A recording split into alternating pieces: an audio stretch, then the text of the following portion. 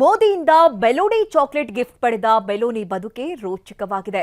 Italy ಪ್ರಧಾನಿ Georgia Meloni ಬಾಲ್ಯದ ಬದುಕು, ರಾಜಕೀಯ ಜೀವನ ಹೇಗಿತ್ತು ಅದರ ರಿಪೋರ್ಟ್ ಇದೆ, ಬನ್ನಿ ನೋಡ್ಕೊಂಡು ಬರೋಣ.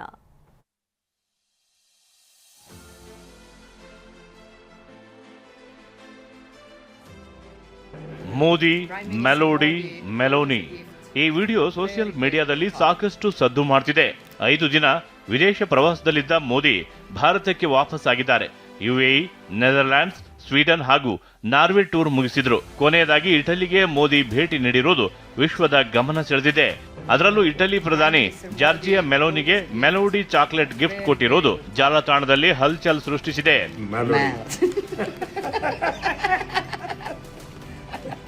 ಇದರ ಬೆನ್ನಲ್ಲೇ ಮೆಲೋನಿಗೆ ಭಾರತೀಯ ಸಂಪ್ರದಾಯ ಬಿಂಬಿಸುವ 2 ರೇಷ್ಮೆ ಸೀರೆಯನ್ನ ಮೋದಿ ಉಡುಗೊರೆಯಾಗಿ ಕೊಟ್ಟಿದ್ದಾರೆ. ಹೀಗೆ ಪ್ರಧಾನಿ ಮೋದಿಯ ಮೆಲೋಡಿ ಚಾಕ್ಲೇಟ್ ಉಡುಗೊರೆ ಪಡೆದ ಮೆಲೋನಿ ನಗುಮೊಗದ ಹಿಂದೆ ಕಡು ಕಷ್ಟಗಳ ತೀವ್ರ ನೋವಿನ ಕಥೆ ಇದೆ. ಅದೇನು ಅಂತಾನೆ ತೋರಿಸ್ತೀವಿ ನೋಡಿ.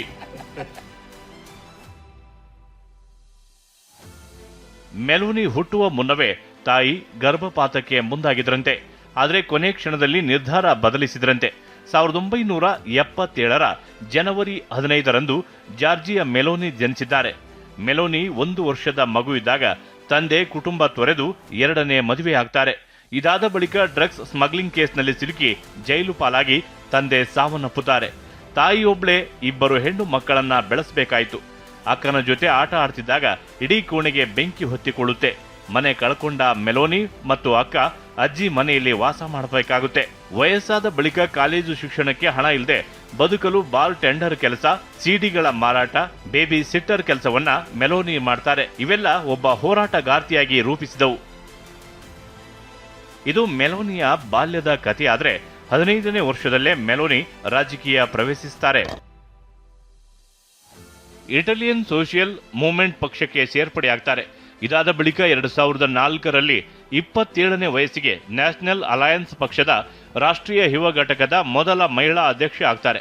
2006ರಲ್ಲಿ ಸಂಸತ್ತಿಗೆ ಆಯ್ಕೆ ಆಗ್ತಾರೆ. ಇದಾದ 2 ವರ್ಷಗಳ ನಂತರ 2008ರಲ್ಲಿ ಇಟಲಿಯ ಇತಿಹಾಸದಲ್ಲೇ ಅತಿ ಕಿರಿಯ ವಯಸ್ಸಿನ ಕ್ಯಾಬಿನೆಟ್ ಮಂತ್ರಿಯಾಗಿ ಅಧಿಕಾರ ಸ್ವೀಕರಿಸುತ್ತಾರೆ.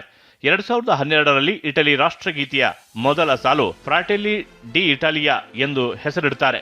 2018ರ ಚುನಾವಣೆಯಿಂದ ಮತ್ತಷ್ಟು ಜನಪ್ರಿಯತೆ ಹೆಚ್ಚಾಗಿ ಅಕ್ಟೋಬರ್ 22, 2022ರಂದು ಇಟಲಿಯ 161 ವರ್ಷಗಳ ಇತಿಹಾಸದಲ್ಲೇ ಮೊದಲ ಮಹಿಳಾ ಪ್ರಧಾನಿಯಾಗಿ ಪದಗ್ರಹಣ ಸ್ವೀಕರಿಸುತ್ತಾರೆ.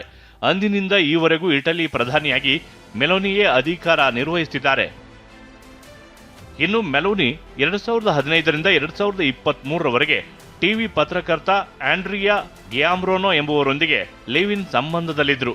ಈ ದಂಪತಿಗೆ 2016ರಲ್ಲಿ ಜಿನೇವ್ರಾ ಎಂಬ ಮಗಳು ಜನಿಸಿದ್ಲು. ಅಕ್ಟೋಬರ್ 2023ರಲ್ಲಿ ಮೆಲೋನಿ ತಾವು ಆ ಸಂಬಂಧವನ್ನ ಕೊನೆಗೊಳಿಸುತ್ತಿರುವುದಾಗಿ ಘೋಷಿಸಿದ್ರು. ಮೆಲೋನಿಗೆ ಮೋದಿ ಕೊಟ್ಟ ಮೆಲೋಡಿ ಇಲ್ಲಿ ವಿರೋಧ ಪಕ್ಷಗಳ ಕಣ್ಣನ್ನ ಕೆಂಪಾಗಿಸಿದೆ. ಮೋದಿ ವಿರುದ್ಧ ಲೋಕಸಭಾ ವಿಪಕ್ಷ ನಾಯಕ ರಾಹುಲ್ ಗಾಂಧಿ ಕಿಡಿಕಾರಿದ್ದು ಇಲ್ಲಿ ರೈತರು, ಮಹಿಳೆಯರು, ಕಾರ್ಮಿಕರು ಕಣ್ಣೀರು ಹಾಕ್ತಿದ್ದಾರೆ. ಅಲ್ಲಿ ಮೋದಿ ಚಾಕ್ಲೇಟ್ ಹಂಚುವಲ್ಲಿ ಬ್ಯುಸಿಯಾಗಿದ್ದಾರೆ ಅಂತ ಗುಡುಗಿದ್ದಾರೆ.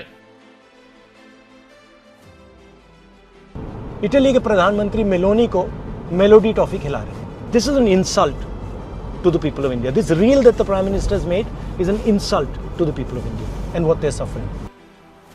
ಏನೇ ಹೇಳಿ, ಚಿಕ್ಕಂದಿನಿಂದಲೇ ಕಾಡಿ ಪೀಡಿಸಿದ ಬಡತನ, ಡ್ರಗ್ಸ್ ಸ್ಮಗ್ಲರ್ ಅಪ್ಪ, ಬೆಂಕಿಯಿಂದ ಬೂದಿಯಾದ ಮನೆ, ಬೀದಿಗೆ ಬಿದ್ದ ಕುಟುಂಬ, ನೈಟ್ ಕ್ಲಬ್ನ ಬಾರ್ ಕೌಂಟರ್ ಕೆಲಸ, ಒಡೆದ ಸಂಸಾರ, ಹೀಗೆ ಸಂಕಷ್ಟಗಳ ಸರಮಾಲೆಯನ್ನೇ ಎದುರಿಸಿದ ಮೆಲೋನಿ ಇತಿಹಾಸದ ಪುಟಗಳಲ್ಲಿ ತನ್ನದೇ ದಾಖಲೆ ನಿರ್ಮಿಸಿದ್ದಾರೆ. Bureau report, TV9.